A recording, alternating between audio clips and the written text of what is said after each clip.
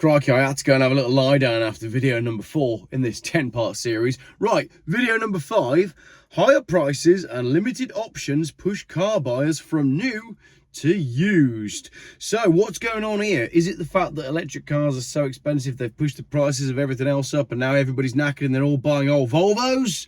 Let's take a look. This is from Autocar. At Platts of Marlow, a Ford retailer dealer that will celebrate 100 years in the Berkshire town in 2025, they're contemplating life without new blue oval cars. Dramatic introduction. Even now, there's such a limited range of Ford models left to sell, said Jim Platt, company chairman and son of the founder. Once we had as many as 30, but now we're down to 5. The Fiesta, which used to account for 50% of our sales, is no longer made and the Focus will soon be dropped. These are models we can sell to private and retail customers. Fortunately, we can still offer them the Puma, which is our best seller. Quick break from the article there. Just how crazy is it that Ford have dropped the Fiesta and are now planning to drop the Focus? They genuinely are trying to self-destruct, aren't they? However, according to Platt, sourcing such cars is becoming harder by the month as more dealers compete to buy stock. 100 miles away in Dudley, West Midlands, Black Country, this scenario of declining sales of new cars to private customers is also being played out at Summit Garage. The dealership, founded 80 years ago, currently holds the MG franchise, but will soon quit it due to declining retail sales. Wow. Co-owner John Newey said, the motor trade is facing some difficult times at the moment with a decline in the number of customers actually purchasing. Decline in the number of customers actually purchasing. Isn't that just a decline in the number of customers? I know that MG has, in its own words, been growing exponentially, but the reality is this year there's been more pressure with less and less retail business.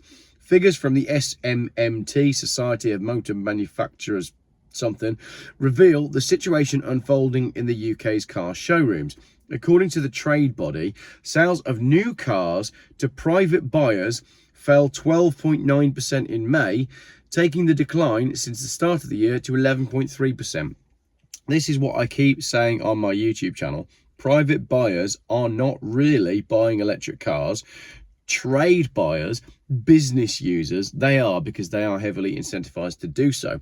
But this article makes it all sound much worse, because whereas I'm saying private buyers aren't buying electric cars, this article is saying, well, private buyers are hardly even buying any cars, let alone just the electric cars. SMMT Chief Executive Mike Howes said, consumers enjoy a plethora of new electric models and some very attractive offers, but manufacturers can't sustain this scale of support on their own indefinitely. That is code for the manufacturers cannot shift all of these new electric cars that they're trying to sell, so they're bending over backwards to give 0% finance and deposit contributions and no deposit options and X amount of money towards your lease payments. The fact of the matter is they can't keep doing that forever, because they're basically giving these cars away because no one wants them and they can't sell them. Their success so far should be a signpost for the next government that a faster and fairer transition requires carrots, not just sticks. Interesting. So again, he's calling on the government to get involved and help with selling EVs. Well, the government have already done enough. However, experts believe the SMMT's plea ignores the real issue facing car manufacturers, that many private buyers are just not that interested in EVs. That's what Geoff said. An industry insider, instead, they're choosing either to keep their old car or replace it with a new, smaller combustion engine model. So instead of buying a new EV, they're going, do you know what? We'll just keep this car a little longer. Or they're replacing it with a small petrol. A move reflected in the fact that for the year to date, the best-selling new car to private buyers is the Ford Puma, followed by the Mini hatchback and the Vauxhall Corsa.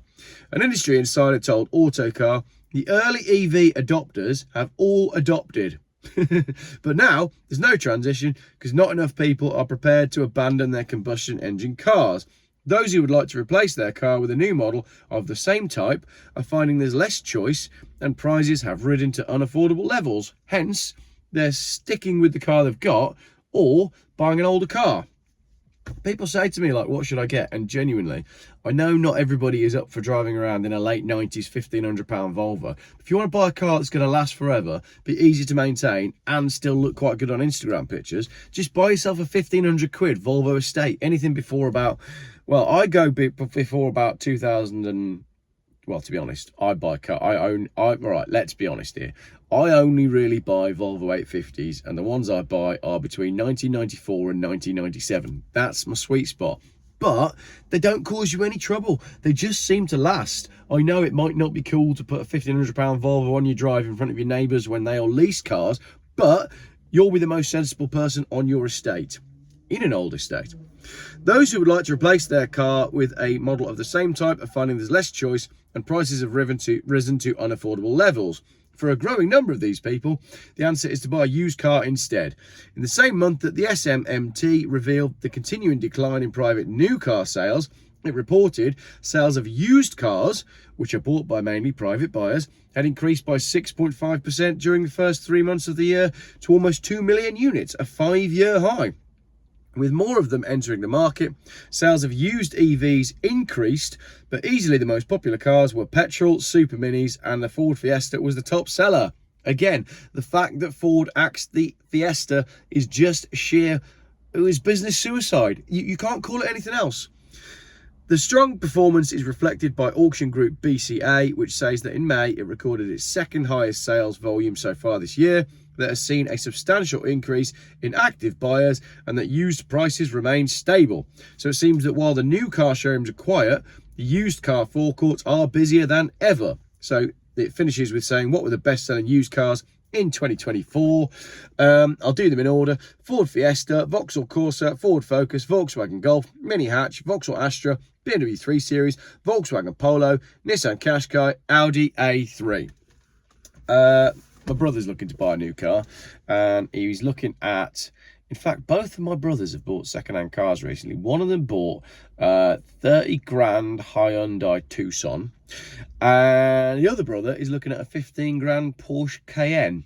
So I'd go for the Cayenne, but maybe I do need to do a serious consumer advice video on what to buy in certain price brackets. So let me know if you want to see that, and maybe I can get Ian from Cherish Vehicle Insurance or Tony from EV Carnage involved, because they know stuff about cars as well.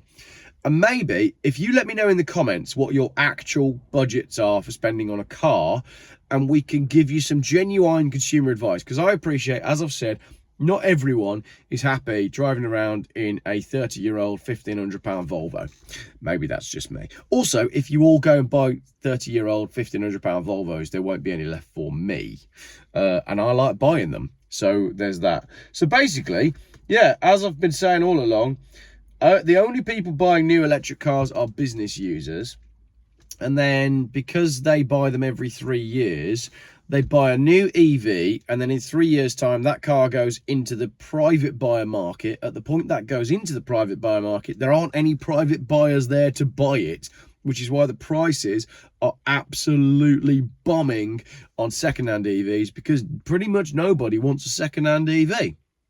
Flip side of that, if you do want to buy a second-hand EV, you can get a bargain right now. I'm hearing that you can get a Fisker Ocean, which is a £60,000-70,000 car for £23,000. And we're now starting to see Porsche Taycans. The prices of the Porsche Taycan are now beginning to start with a 3.